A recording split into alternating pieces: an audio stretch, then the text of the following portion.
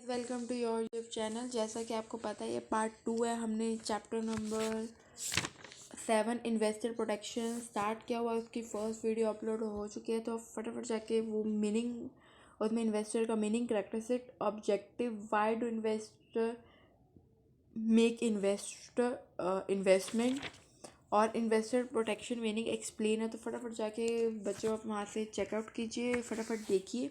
और ये second topic है जिसमें हम grievances of against the company, against broker, against the depository participation, यह टॉपिक कवर करेंगे और रिड्रेसल ऑफ ग्रीवेंसेस पढ़ेंगे। देखिए फटाफट स्क्रीन पे देखिए, ये है ग्रीवेंसेस का टॉपिक।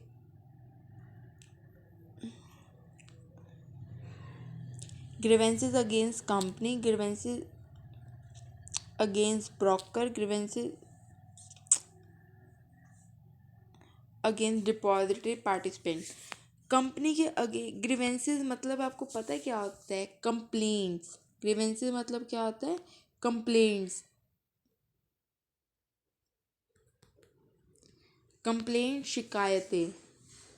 शिकायतें किसके अगेंस्ट? कंपनी के अगेंस्ट। इन्वेस्टर को दिक्कतें क्या क्या आती है, क्या क्या, अगर स्टॉक, अगर वो शेयर मार्केट में या स्टॉक एक्सचेंज में, वही होती है स्टॉक एक्सचेंज में, अगर वो पैसा लगाता है तो उसको क्या क्या दिक्कतें आती है। बट आज आज एट प्रेजेंट की बात करूँ बच्चों, तो ये इतनी दिक्कतें आती नहीं हैं, क्योंकि आजकल सब कंप्यूटर पे होता है, फ़ोन्स पे होता है, तो इतनी ये दिक्कतें आती नहीं है। रियल लाइफ से रिलेट करूँ एट प्रेजेंट, ये इतनी नहीं आती, ये पहले आती थी। ठीक है, देखिए, डिले इन ट्रांसफ़र और delay in dematerialisation. Delay in transfer, dematerialisation, non payment, no delay in payment of dividend. आजकल डिविडेंड बच्चों ऑनलाइन ही मिल जाता है आपके पास। अगर डिविडेंड जैसे ही कंपनी डिक्लेयर करती है ना, उसी टाइम आपके पास मैसेज आ जाता है कंपनी ने डिविडेंड देना है आपको। अगर उन्होंने सुबह 1 बजे करा है ना, उसी टाइम आपको पता चल जाएगा 15 मिनट के अंदर अंदर कि कंपनी ने डिविडेंड देना है। और इस जिस दिन देना होएगा ना, उसी टाइम आपके पास फटाफट पहुंच जाएगा dividend. Non receipt notice of meeting. पहले तो चिट्ठियाँ आती थी घर में, पेजों पे आती थी कि आज मीटिंग है कंपनी की, ये है वो है। अब ऐसा कुछ नहीं है। अब जैसे ही मीटिंग है वैसे ही आपको न्यूज़ पता चल जाएगी आपके फ़ोन पे। और एनुअल रिपोर्ट ऑनलाइन ही सब कुछ होता है, तो ऑनलाइन ही आपको मिल जाती है। Non payment delay in fix deposit. अगर आपने फिक्स डिपॉजिट पे अगर आपने वो करा है तो आपको पैसा मिलना डिले हो जाता है। ऐसा नहीं होता। अब आपका सब कुछ बैंक से रिलेट आजकल ऑनलाइन आपके आधार कार्ड से रिलेट है। अगर जैसे ही आपने पेमेंट करनी है तो आप ऑनलाइन भी कर सकते हो, और अगर आपको निकलवाना है तो आपको पैसे फटाफट ऑनलाइन भी आपके अकाउंट में ट्रांसफ़र हो जाते हैं, अगर आपने कोई एफ डी कराई है। राइट इशू का ऑफर आप पे नहीं अप्लाई हो पाता। क्यों नहीं हो पाता? क्योंकि आपके पास वो आते आते ही, आपके पास न्यूज़ पहुँचते पहुँचते ही डिले हो जाता था पहले के टाइम में। आज ऐसा नहीं है। अगर जिसको राइट इशू लेना है, न्यूज़ आती है आपके फ़ोन में, मैसेज आ जाता है, आप राइट इशू ले सकते हो, तो आप उसी टाइम अप्लाई कर सकते हो। ठीक है, ये सारी चीज़ें बच्चे थी पहले, लेकिन अब नहीं है ऐसा। अब बहुत ज़्यादा टेक्नोलॉजी एडवांस होती जा रही है धीरे, डे टू डे। सो इसीलिए इशू ऑफ डुप्लीकेट शेयर, ऐसा नहीं, issue of duplicate share at present नहीं होता। पहले ऐसा होता था, क्योंकि बंदो डुप्लीकेट का पहले ना पेपर वर्क आता था, और अब सब कुछ ऑनलाइन होता है ना, तो इसलिए हो ही नहीं सकता डुप्लीकेट शेयर। क्योंकि पहले ना एक कागज़ पे आपको लिख के दिया जाता है, वो बंदे कॉपी कर सकते हैं, पेपर वर्क को कॉपी कर सकते हैं, लेकिन ऑनलाइन वर्क को कैसे कॉपी करेंगे? ठीक है, ब्रोकर के अगेन नॉन इशू है कॉन्ट्रैक्ट नोट। ब्रोकर आपको ना कॉन्ट्रैक्ट नोट इशू नहीं करता कि हम आपका और उसका क्या कॉन्ट्रैक्ट है, पैसे कितना लेगा, कमीशन क्या लेगा, वो ये वो। Non delivery of security of issue, वो ना आपको सिक्योरिटी भी ब्रोकर इशू नहीं करता। ब्रोकर पता है कौन होता है? ब्रोकर वो होता है, जैसे मैं शेयर मार्केट में ख़रीदना चाहती हूँ, तो बीच में मेरे ब्रोकर होगा जो मेरे को हेल्प करेगा, शेयर खरीदेगा। मैं उसको बताऊँगी मेरे को ये शेयर खरीदना है, तो तू ले ले, और मेरे मेरे नाम पे ले ले तू। ठीक है, एज ए मीडिएटर काम करता है। बट एट प्रेजेंट ब्रोकर का भी रोल ऑलमोस्ट ऑलमोस्ट तो नहीं कह सकते, कुछ परसेंट कम हुआ है, क्योंकि आप एट प्रेजेंट खुद ही बिना ब्रोकर के हेल्प ऑनलाइन परचेज और सेल कर सकते हैं। बहुत सारे ऐप्स हैं ऐसे, ठीक है। नॉन पेमेंट और delay payment of selling security, अब वो डिले भी कर देता है। पता है, ब्रोकर को फ़ोन करते करते ब्रोकर इतने बिजी होते हैं, उसके पास इतने सारे क्लाइंट्स होते हैं जो कहते हैं हमारे ये शेयर ले ले। तो कई बार आप कुछ शेयर मार्केट में सेल या बाय करना चाहते हो ना, तो उसका फ़ोन ही नहीं लग पाता।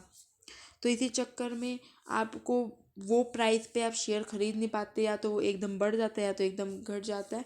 तो इसलिए वो आपकी पेमेंट में डिले हो जाता है। बाय एंड सेलिंग में ये भी हो सकता है। Changing a price high rate exact, इन तक वो प्राइस चेंज होता था जो आपको चाहिए। ब्रोकरेज सेलिंग में हाई आपसे चार्ज करता है वो। और non passing a corporate benefit of the purchaser, आपके तक ना वो बेनिफिट भी नहीं पहुंचाता जो कंपनी इन्वेस्टर को प्रोवाइड करना चाहती है, ठीक है। Grievances against the depository participate, जो डिपॉजिटरी पार्टिसिपेट में जो पार्टिसिपेंट करता है ना पैसा लगाने के लिए, उसके पास delay in sending and dematerialization physical security, delay हो जाता है। नॉन रिसिप्ट, उसके स्टेटमेंट ऑफ अकाउंट, आपको पता है जितने भी आपने स्टेटमेंट ऑफ अकाउंट वो होते हैं, जैसे आपने शेयर्स खरीद रखे हैं, आपने पूरे साल की जितनी ट्रेडिंग करी, जितने आपने लेन देन करा ना, वो statement of accounts share market में जो स्टॉक एक्सचेंज में होते हैं ना, वो आपके स्टेटमेंट ऑफ अकाउंट की फॉर्म में आपको 1 साल बाद 6 महीने बाद आप निकलवा सकते हो, ब्रोकर को कह के अपने कि हमें ना अपनी स्टेटमेंट ऑफ अकाउंट चाहिए, ठीक है। Changing at higher rate of dematerialization and transaction of security, higher rate से चार्ज करते हैं डिपॉजिटरी पार्टिसिपेंट से ट्रांजेक्शन ऑफ सिक्योरिटीज़ के। Wrong debiting account of demat, वो कई बार आपका रॉन्ग अकाउंट डेबिट कर देते हैं जो आप नहीं चाहते। Delay in transferring the security as per delivery instruction, जैसे आप चाहते हो ना डिलीवरी इंस्ट्रक्शन वो डिले हो जाती है। अगर आप चाहते हो ना ये अभी खरीद लो, तो वो कहता है मैं अभी खरीदता हूँ, इतने तक वो डिले हो जाती है आपके जो चाहिए, ठीक है। आई होप तो बच्चों आपको ये टॉपिक क्लियर होगा। अब नेक्स्ट टॉपिक है, इसको ये तो हमने दिक्कतों की बात कर ली, अब उसको ठीक कैसे करें, ग्रीवेंसेस को जो शिकायतें थी उसको ठीक कैसे करें। इसके बच्चों 7 पॉइंट हैं आपकी बुक में,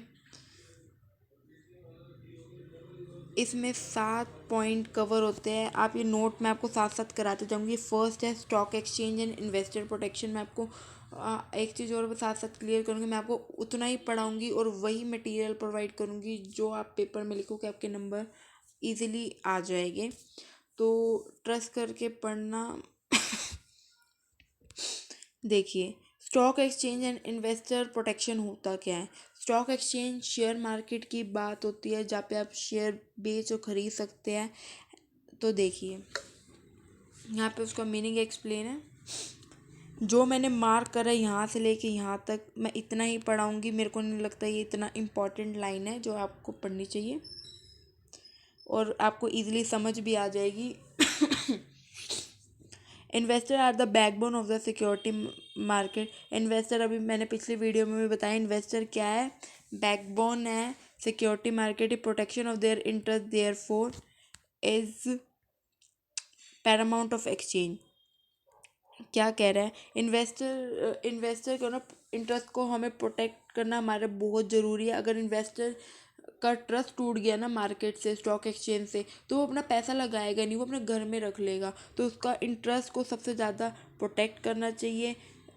further interest and exchange have their system ensure the availability of advocate update and create a correct information to available to take inform decision.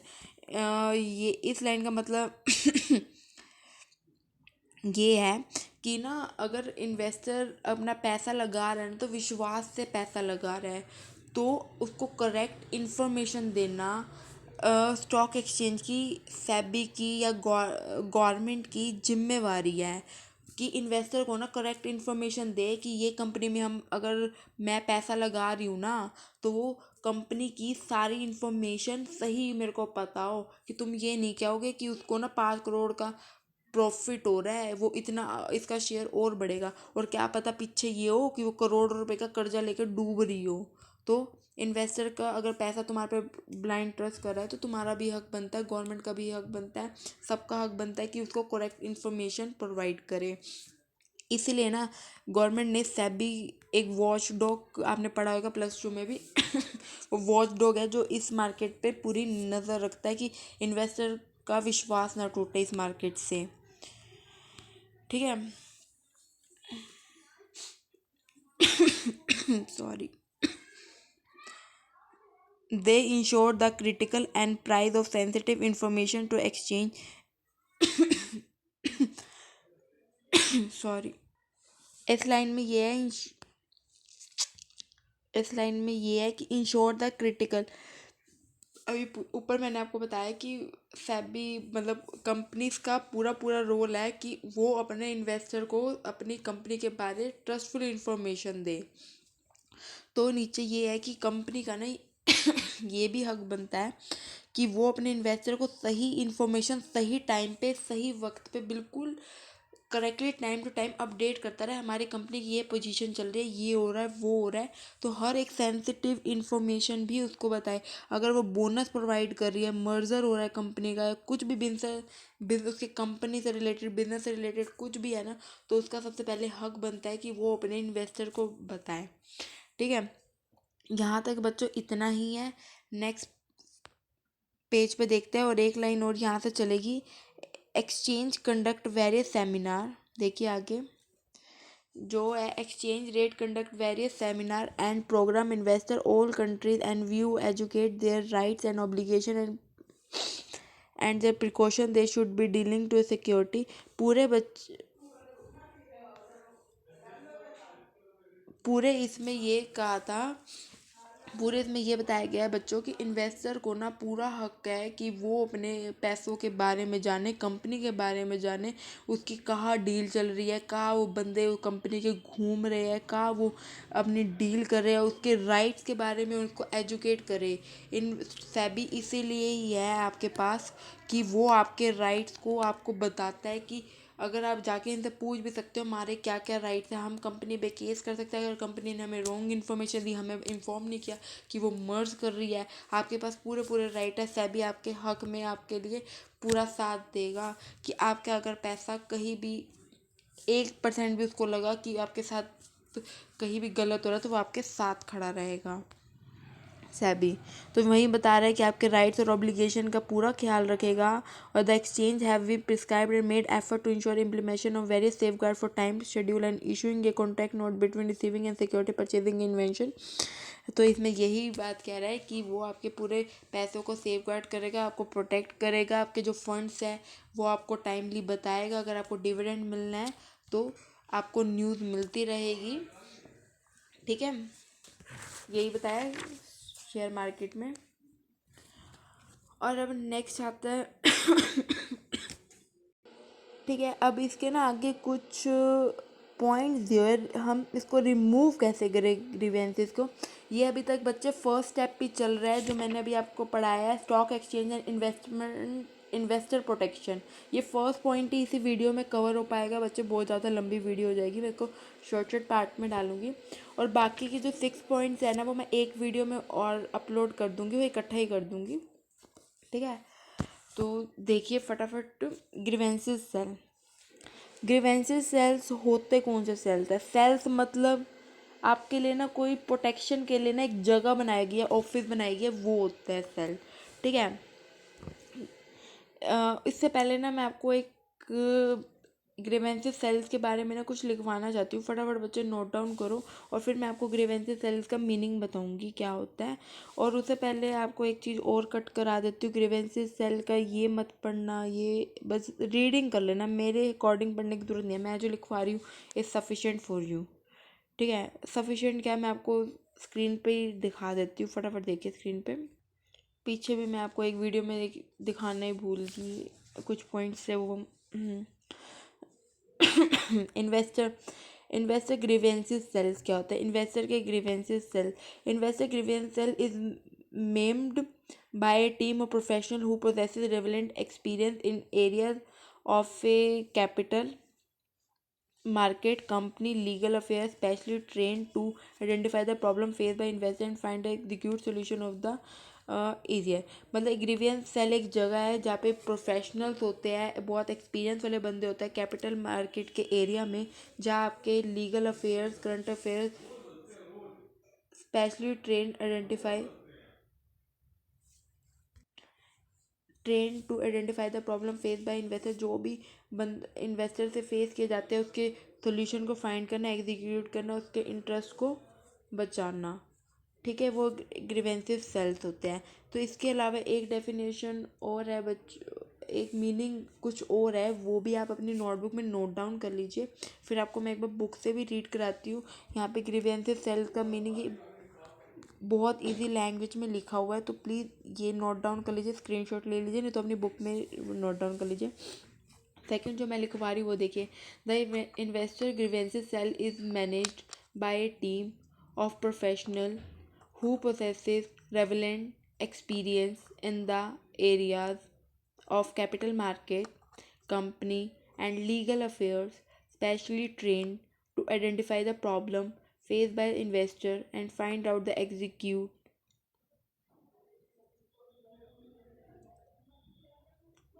at the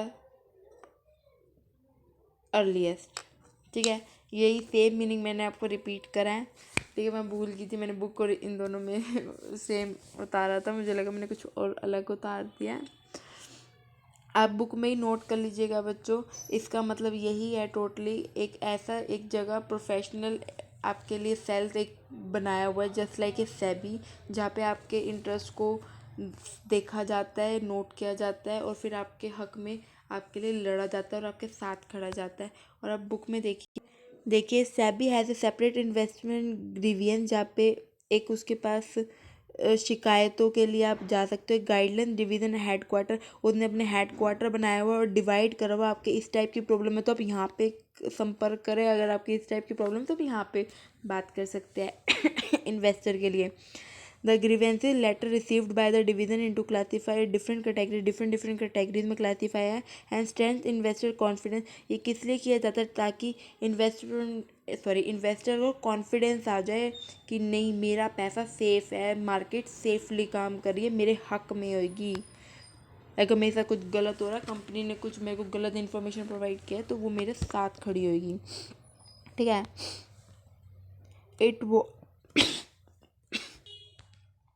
it was decided to set up investment and grievance cell in the Department of Economic Affairs, वहाँ पे भी setup किया गया है। This service coordinate the effort of regulatory agencies and, ये सारे RBI इन सारों के द्वारा कह सकते हो सेटअप है, और ये सारे आपके साथ खड़े होंगे और आपकी हेल्प करेंगे अगर आपके साथ कुछ भी गलत हुआ तो। डीईए की फुल फॉर्म होता है डिपार्टमेंट कंपनी अफेयर्स। सेबी की आपको पता है आरबीआई का रिजर्व बैंक ऑफ इंडिया। तो आई होप सो आपको ये पॉइंट क्लियर हो गया होगा। सेकंड है इन्वेस्टमेंट प्रोटेक्शन फंड। फटाफट देखिए स्क्रीन पे बच्चों, थोड़ा टॉपिक ये वीडियो लंबी हो जाएगी बट क्लियर साथ साथ करके चले कि इन्वेस्टमेंट प्रोटेक्शन फंड क्या होता है। जो आप इन्वेस्टमेंट से प्रोटेक्शन फंड, आपको पॉइंट से क्लियर होगा, जो आपके इन्वेस्टर के फंड को मतलब प्रोटेक्शन को प्रोटेक्ट कर पाए, फंड्स को, इन्वेस्टर के पैसों के। फटाफट ये पॉइंट देखिए, जितने मैंने यहाँ पे मार्क करे हैं ये 5th पॉइंट तक वहाँ तक पढ़ेंगे, नीचे वाला इग्नोर कीजिएगा। Judicial forum is required to redress investment grievance concern awarded to compensation.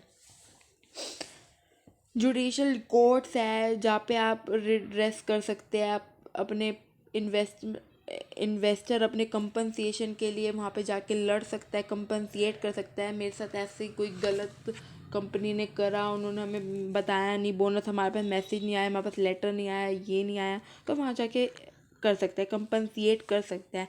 Provision related education and protection fund, company का हक बनता है आपको एजुकेट करे, आपको बताए कि गवर्नमेंट का भी हक बनता है कि आपको बताए कि ये आपके हक है, आपका ये राइट है, अगर आपके साथ ऐसा होता तो आप ऐसा एक्शन ले सकते हो और अपने पैसों को बचा सकते हो। ठीक है, एजुकेट करना आपको पढ़ाना। तो सेबी, थर्ड पॉइंट है SEBI should be only regulator of the company market. SEBI आपके एक ओनली रेगुलेटर है कैपिटल मार्केट का, स्टॉक एक्सचेंज का, जहाँ पे आपको आपका साथ देगा। ऑल आईपीओ, फोर्थ पॉइंट क्या, आईपीओ। आईपीओ मतलब पता है क्या होता है? अगर कोई भी नया शेयर मार्केट में आता है ना, वो आईपीओ के थ्रू आता है। आपको फॉर्म फिल करना होता है, आपसे पूछा जाता है क्या आप इस कंपनी के शेयर खरीदने में, मतलब आप इस शेयर के कंपनी के आईपीओ भरने में इंटरेस्टेड है कि नहीं है।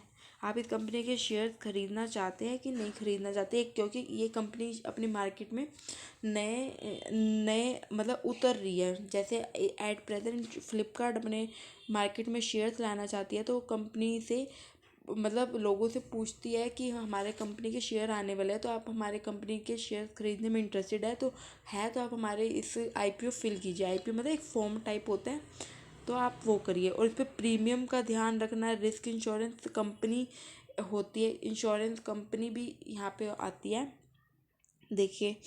और ना इसमें एक चीज़ और नेक्स्ट पॉइंट में क्या है, स्टैंडर्ड सेटिंग। आपको पता है सेबी का ना बहुत इम्पोर्टेंट रोल है। आपको पता है मार्केट ना एकदम, कई बार कोई न्यूज़ अच्छी आती है ना, मार्केट एकदम, अगर वो यहाँ पे होती है ना, यहाँ पर खड़ी होती है, एकदम ऐसे कूदती है ऊपर, एकदम ऊपर। अगर कोई न्यूज़ आती है तो एकदम नीचे आ जाती है, ठीक है। तो ना तो सेबी वहाँ पे ना नज़र रखता है, अगर कोई न्यूज़ आती है ना उसका एक स्टैंडर्ड हो। अगर न्यूज़ आई है ना, वो 10 रुपये ही बढ़ सकती है मार्केट में। ऐसा नहीं कि एकदम ही 100 रुपये बढ़ा दे, 1000 रुपये बढ़ा दे, उसकी लिमिट होती है। तो इसलिए ना उसको वॉच डॉग का है कि सारी उसका स्टैंडर्ड ना, सेबी का काम होता है मार्केट का ना एक स्टैंडर्ड और एक लेवल मेंटेन रखें। अगर मार्केट में कोई अच्छी न्यूज़ आई है ना, 100 रुपये गिरे, अगर गिरे तो, और बढ़े तो 1000 रुपये तक बढ़ सकता है। इससे ऊपर बढ़ गया ना तो मार्केट को कंट्रोल करने का काम सेबी का आ जाएगा वहाँ पे, क्योंकि बंदे को एकदम पैसा डूब गया तो बंदा कहाँ जाएगा, आम आदमी। तो इसलिए सेबी वहाँ पे ख्याल रखता है, ठीक है। नेक्स्ट स्लाइड पे देखिए फटाफट। देखिए इसको इग्नोर करना। यहाँ स्क्रीन पे एक डायग्राम था, वो कट हो गया। कोई नहीं।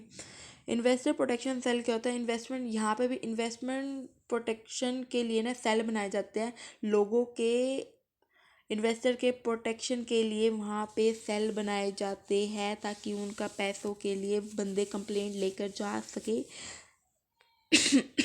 पहली लाइन इग्नोर करना। देखिए, investment service cell is establish to look the investor grievances and listed company and stock broker.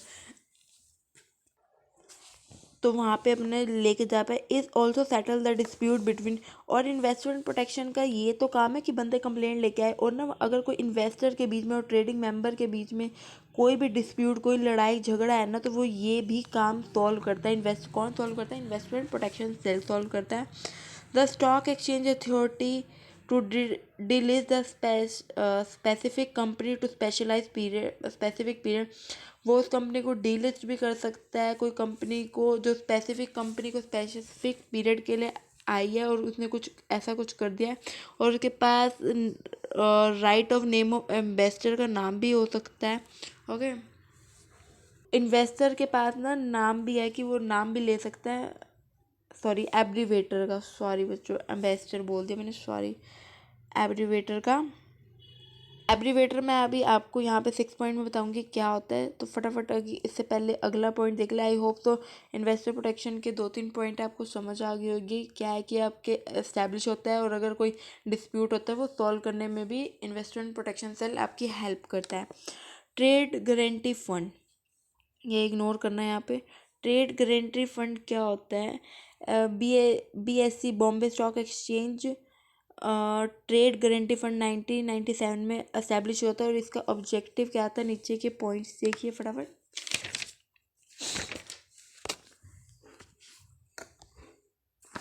क्या है? The guarantee of the settlement.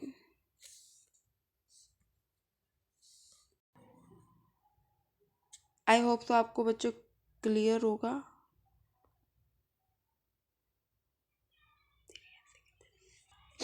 देखिए, the guarantee of bona fide membership of the exchange and interface from a part of a stock exchange settlement.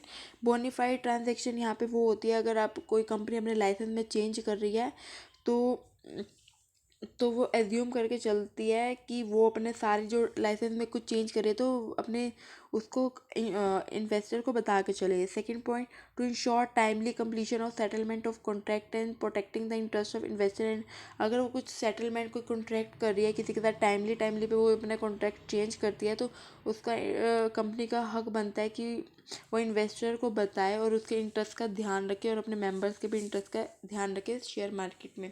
To build confidence in mind of the secondary market operation, वो अपने investor के mind में ना उसका confidence उसका create करके ध्यान रखे कि अपने उसके इन्वेस्टर के कॉन्फिडेंस को ना लूज ना होने दे कि उसने सही जगह अपना पैसा इन्वेस्ट करा है। और लास्ट पॉइंट है टू प्रोटेक्ट द इंटरेस्ट और इन्वेस्टर, वो हर तरफ आपको यही बात कह रहा है इन्वेस्टर के इंटरेस्ट को ध्यान रखना। अगर इन्वेस्टर ने आपकी कंपनी से पैसा हटाया ना तो आपकी इमेज भी खराब होएगी और एक एक करके सारे बंदे आपके कंपनी से पैसा रिमूव करने लग जाएंगे। टू प्रमोट द डेवलपमेंट, उसकी प्रमोट करे, डेवलपमेंट को रेगुलेट करे, उसके हर चीज़ को ध्यान रखे। इन्वेस्टर जैसे कंज्यूमर अपने मार्केट का है किंग होता है ना वैसे ही इन्वेस्टर शेयर मार्केट का किंग होता है। तो वो बहुत इंपॉर्टेंट रोल प्ले करता है। इसे इग्नोर कीजिएगा, इतना जितना मैंने पढ़ाया है उतना सफिशिएंट है, आप लिख पाएंगे। और अगला आता है broker contingency fund. Broker contingency fund मैं आपको एक्सप्लेन करने से पहले मैं आपको एक बार रीड कर देती हूँ, तो फटाफट सुनिए। The Stock Exchange Broker Contingency Fund has established by Stock Exchange in 1997। 1997 में ब्रोकर कंटीजेंसी फंड एस्टैब्लिश हुआ था। बच्चों आपको एक बार फिर रिमाइंड करिए, अगर आपने अभी तक चैनल को सब्सक्राइब नहीं किया तो प्लीज़ जल्दी जल्दी चैनल को सब्सक्राइब कर दीजिए। अगर आपको अच्छी लग रही है तो वीडियो प्लीज़ लाइक भी कर दीजिए और अपने फ्रेंड सर्कल में फटाफट शेयर कर दीजिए। ठीक है, आगे बढ़ते हैं। To grant refundable advance to a member who may be a temporary mismatch. Temporary mismatch highlight कर लो, temporary mismatch of fund. Every existing activity member has to contribute a initial non fundable contribution of a 1000 rupees of the fund. यहाँ पे बच्चों ये कह रहा है कि 1997 में ये एस्टैब्लिश हुआ था ब्रोकर कंटीजेंसी फंड और ये रिफंडेबल एडवांस फंड होता है। रिफंडेबल मतलब ये आपको पैसा वापस करता है। पता है क्या होता है, समटाइम ये एक्चुअल में जेन्युइन भी होता है। अगर आप ना कोई कंपनी के शेयर खरीदना चाहते हो लेकिन आपके बैंक में ना पैसे कम पड़े हैं और आपने खरीद लिए और आपको पता नहीं था, तो आपके वो पैसे ना कुछ टाइम के लिए ना कंपनी ब्लॉक कर लेती है, अपने पास ना सेव कर लेती है। जब तक आपके पास जो शेयर पड़े हैं ना, अगर मैंने 10,000 रुपये के शेयर खरीदे और मेरे पास बैंक में 6-7 हज़ार रुपये पड़े थे, वो कंपनी ना कुछ परसेंट ना पैसा मेरा ब्लॉक कर लेगी जब तक ना मैं उस वो शेयर ना बेच नहीं देती। और ऐसा कुछ टेम्परेरी बेसिस, मैंने वही कहा टेम्परेरी बेसिस पे वो आपका पैसा रख लेगी। जब जैसे ही आप वो बेच दोगे ना शेयर उस कंपनी के तो आपको पैसे वापस मिल जाएंगे। और वो यही चीज़ कह रहा है और कुछ नहीं कह रहा। नॉन रिफंडेबल और टेम्परेरी मिसमैच फंड होता है, कई बार ये सिस्टम में कुछ हो जाता है तो इसीलिए वो आपको ख़रीद लेती है वैसे कम हो तो नहीं खरीदती, लेकिन अगर आप कम बेसिस पे खरीद रहे हो तो वो कुछ टाइम के लिए आपका पैसा मिसमैच हो जाता है। टेम्परेरी बेसिस के लिए वो आपके पास रख लेती है पैसा। ठीक है, एड्रिब्रेशन क्या होता है यहाँ पे? एड्रिब्रेशन क्या होता है? एड्रिब्रेशन इज स्पीडी, एक बार रीड कर लो फटाफट देखिए। Arbitration is speedy alternate dispute solution mechanism provided by the exchange and resolving dispute between the trading and members and between the trading member and his client dispute trading. हाँ देखिए यहाँ पे ना पता है क्या बात कह रहा है, वो कह रहा है अगर आपके बीच में कोई भी डिस्प्यूट हो रहा है, कोई भी मिसअंडरस्टैंडिंग क्रिएट हो रही है किसी थर्ड पार्टी या किसी के भी चक्कर में, एब्रीवेशन जैसे आप क्लाइंट, तो ना आपको पता है स्टॉक एक्सचेंज के बीच में मैंने भी आपको पीछे पढ़ाया है, यहाँ स्टॉक एक्सचेंज, ब्रोकर और इन्वेस्टर कह लो या क्लाइंट कह लो, आप कह लो, इसके आपके बीच में ना ये ब्रोकर है जो आपके बीच में ना आपकी सारी मिसअंडरस्टैंडिंग को ना सॉल्व करेगा, वो आपकी हेल्प करेगा, क्योंकि वो आपसे कमीशन लेता है। अगर आप कुछ बेचते खरीदते हो ना तो ब्रोकर आपसे कमीशन लेता है, तो ब्रोकर की रिस्पॉन्सिबिलिटी बनती है, उसकी भी रिस्पॉन्सिबिलिटी बनती है कि आपके पैसों को सेफ रखे और आपको टाइमली कुछ भी चेंजेस आ रहे हैं तो आपको बताता रहे। तो ठीक है, अगर आपके बीच में कोई भी डिस्प्यूट किसी थर्ड पार्टी या किसी भी कारण से आपके बीच में आपके आपके माइंड में कुछ भी गलत फहमी आ रही है कंपनी के थ्रू, तो ब्रोकर आपकी कहीं ना कहीं वो हेल्प करेगा। ठीक है। आई होप तो बच्चों आपको वीडियो बहुत अच्छी लगी होगी। अगर आपको समझ आया तो प्लीज़ जल्दी जल्दी चैनल को सब्सक्राइब कर दीजिए, लाइक कर दीजिए।